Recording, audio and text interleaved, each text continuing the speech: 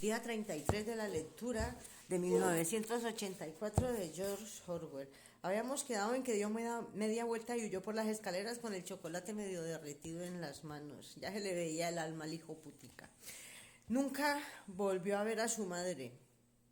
Después de devorar el chocolate sintió vergüenza y pasó varias horas deambulando por las calles hasta que el hambre le hizo regresar. Cuando llegó su madre había desaparecido. Por entonces eso ya empezaba a ser normal. En la habitación no faltaba nada, solo su madre y su hermana. No se habían llevado la ropa, ni siquiera el abrigo, ni siquiera ahora podía estar seguro si su madre había muerto o no, y era muy posible que solo la hubiesen enviado a un campo de trabajos forzados. En cuanto a su hermana, tal vez lo hubieran enviado como hicieron con el propio Winston a una de las colonias para niños sin hogar, centros de reclamación se llamaban, que habían surgido en la guerra civil, o quizás le hubiesen enviado al campo de trabajos con su madre, lo hubieran dejado morir en algún sitio.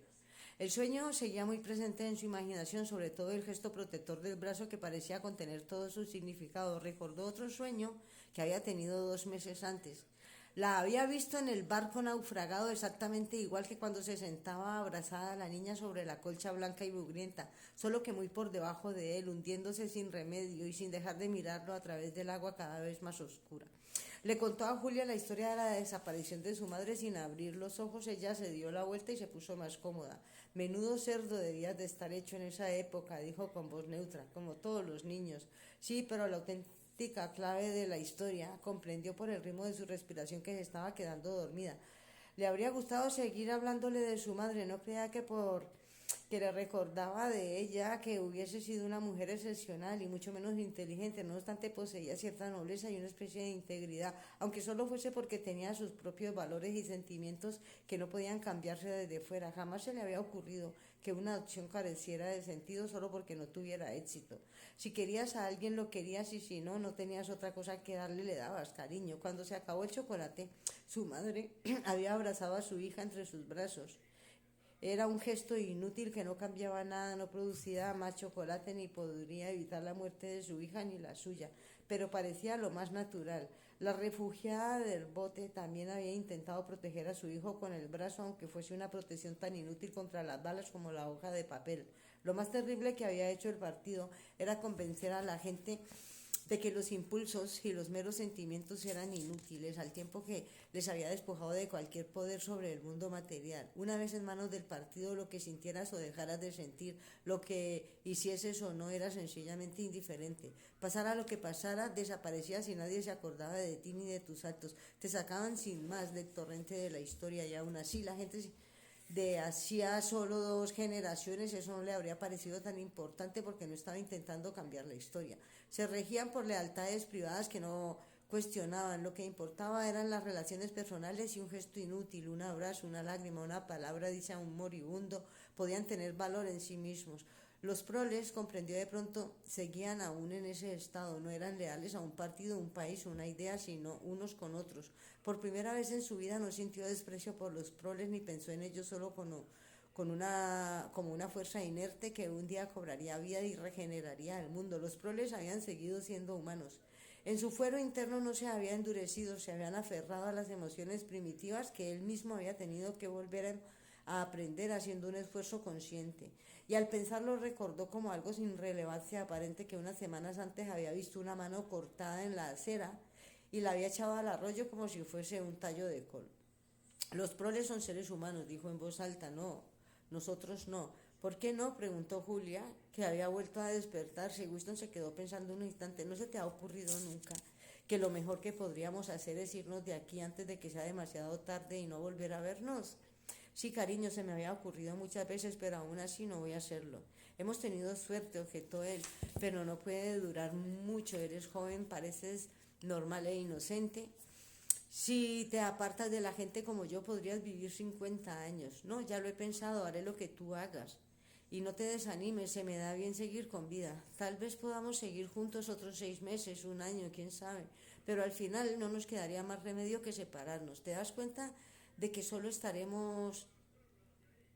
Cuando una vez se detengan no podremos hacer nada, absolutamente nada el uno por el otro. Sí, confieso, te matarán, y si me niego a confesar te matarán de todos modos. Nada que pueda hacer o decir o callar podría demorar tu muerte ni 5 minutos. Ninguno sabrá si el otro está vivo o muerto, estaremos totalmente impotentes. Lo más importante es que no nos traicionemos, aunque eso tampoco suponga la menor diferencia. Si te refieres a confesar, dijo, puedes estar seguro de que lo haremos. Todo el mundo confiesa, es inevitable, te torturan. No me refería a confesar, la confesión no es una traición, lo que hagas o digas carece de importancia. Lo único que importa son los sentimientos. Si lograsen que dejaran de quererte, eso sería una auténtica traición. Ella reflexionó un instante. No, dijo por fin, es lo único que no pueden hacer. Pueden obligar a decir cualquier cosa, lo que sea, pero no obligarte a que lo creas. No se pueden meter en tu cabeza. No, respondió él un poco más esperanzado. No, tienes razón. No se pueden meter en tu cabeza. Si seguimos sintiendo que vale la pena seguir siendo humanos, incluso aunque no sirve de nada, les habremos derrotado.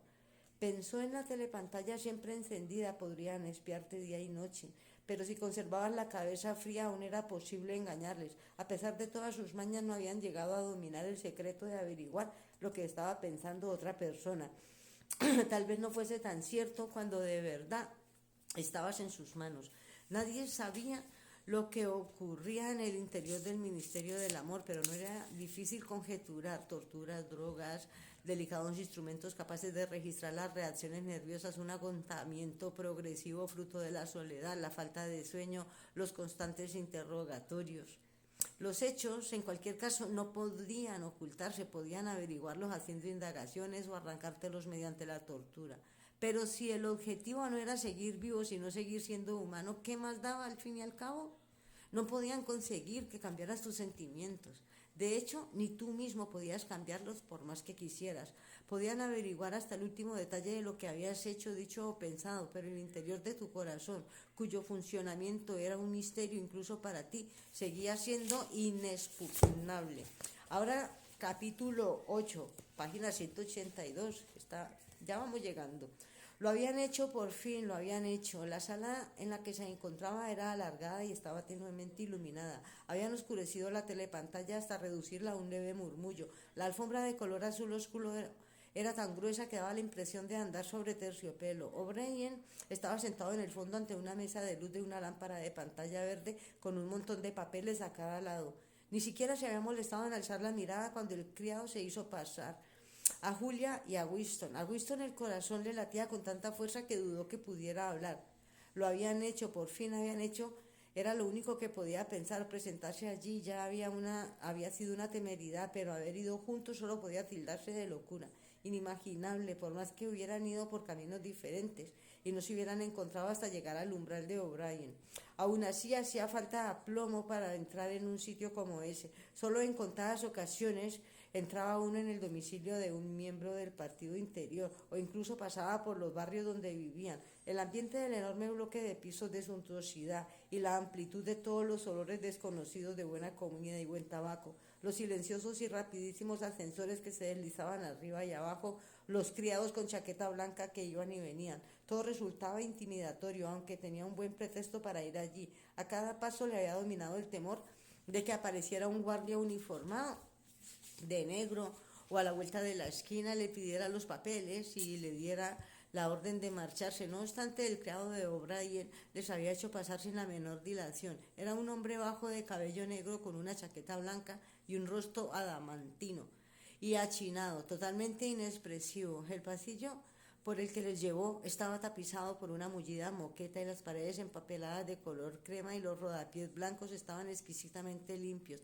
Eso también resultaba intimidatorio. Winston no recordaba haber visto un pasillo cuyas paredes no estuvieran mugrientas por el contacto con el cuerpo y la gente. O'Brien tenía un papelito entre los dedos que parecía estar observándolo atentamente. Su rostro serio, tan inclinado que se veía la línea por la nariz, parecía temible e inteligente al mismo tiempo.